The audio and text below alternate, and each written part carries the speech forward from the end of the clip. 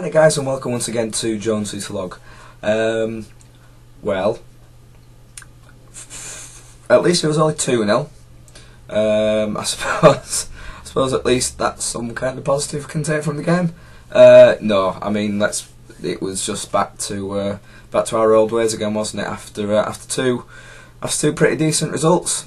2-0 against Blackpool, 1-0 against Barnsley, albeit, not the greatest performance against Barnsley, a hard-fought win at a ground that we always struggle at.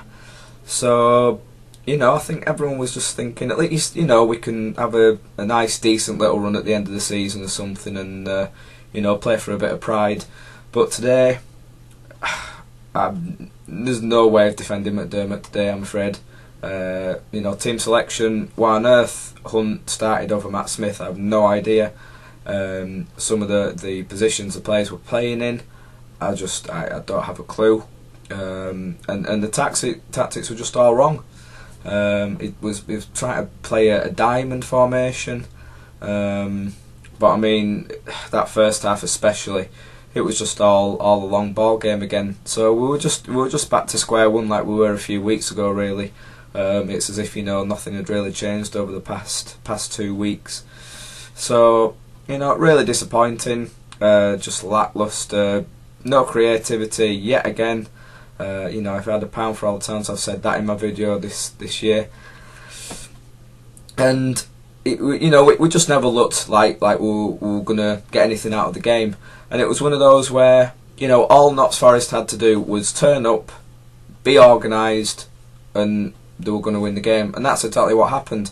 I mean, they were out the trap so much faster than we were. They got that early goal, well, 2 early goals really. What was it? 2 up in 16 minutes, was it? And it just that's all they had to do. They could score those 2 goals, and then just be organised for the rest of the game, and that's all they had to do. They didn't particularly attack much. They didn't cause too many problems for us after that. But like I say, that's all I had to do. And the amount of times I've said that this season where we've lost games where the opposition hasn't been that much better than us.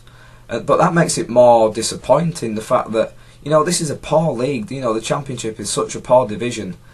And, the fact that if we'd have just got a couple more wins out of the ones that we'd lost, and, we'd still have been in the chance for the playoffs. And I mean, such a poor squad like that, we deserve to be where we are now. But, like I say, a couple more wins and we'd have been up near the playoffs, which is just crazy to think about.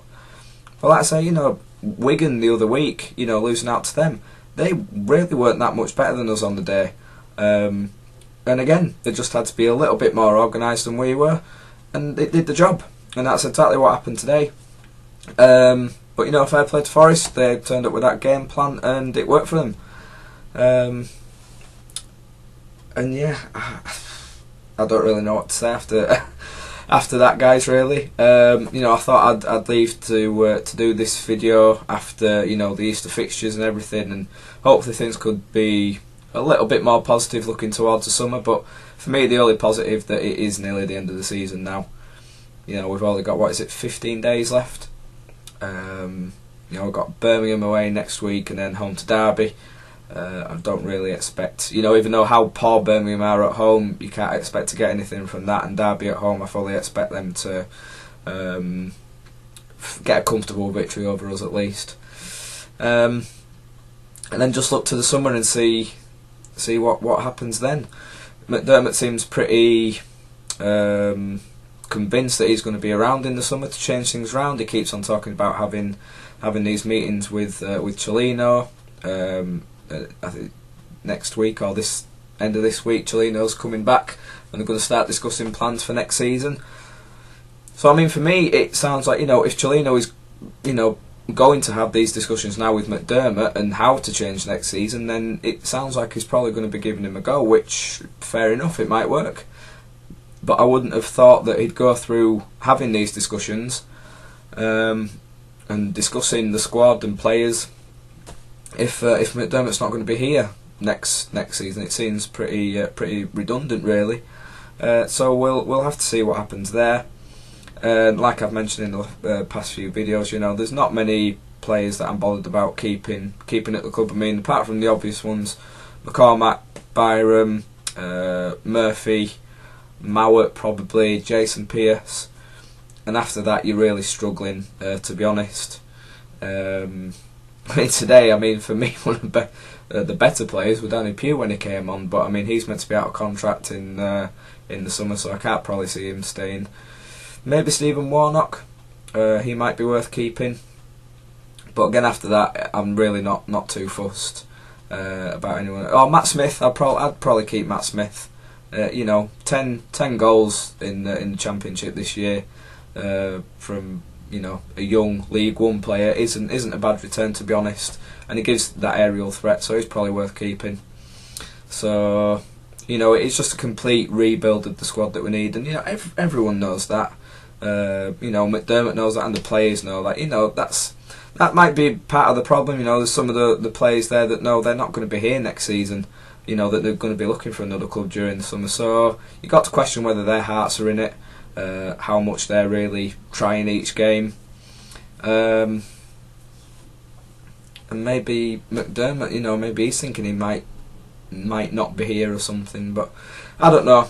It's just one of those where we've got to look forward to the summer and see what it has to bring, because there's going to be quite a lot of things happening, I can imagine. So yeah, we're just going to have to wait and see what happens. So off the field, it's been very quiet recently, because Cellino's mainly, I think, it's been back in Italy, so there's been nothing really to talk about there.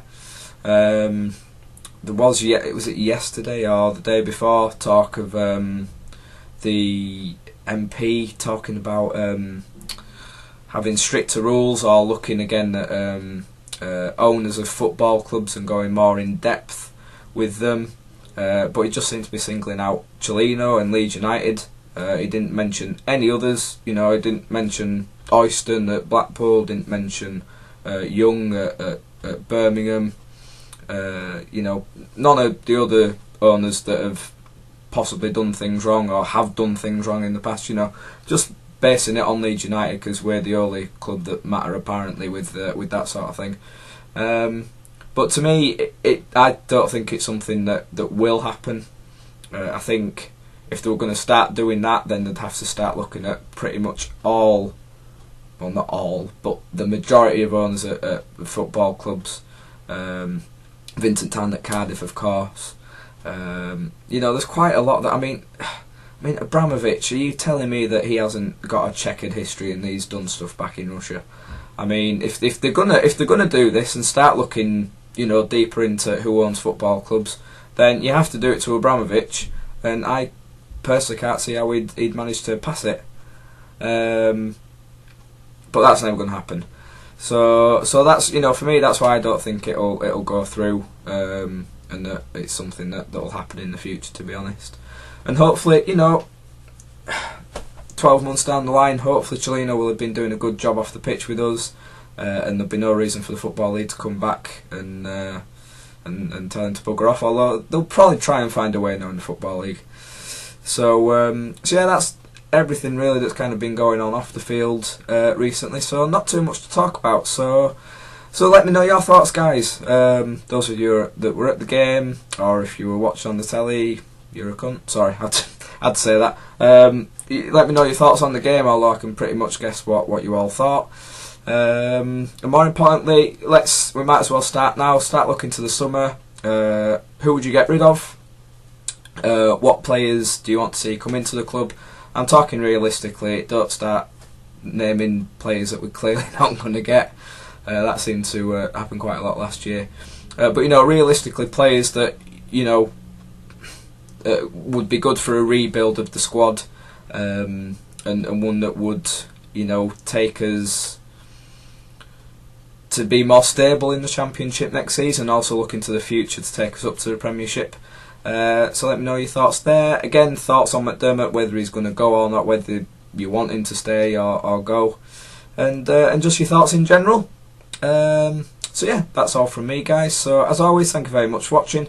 Leave your comments below or at my Twitter, Chris Jones LUFC, and I will see you all very soon.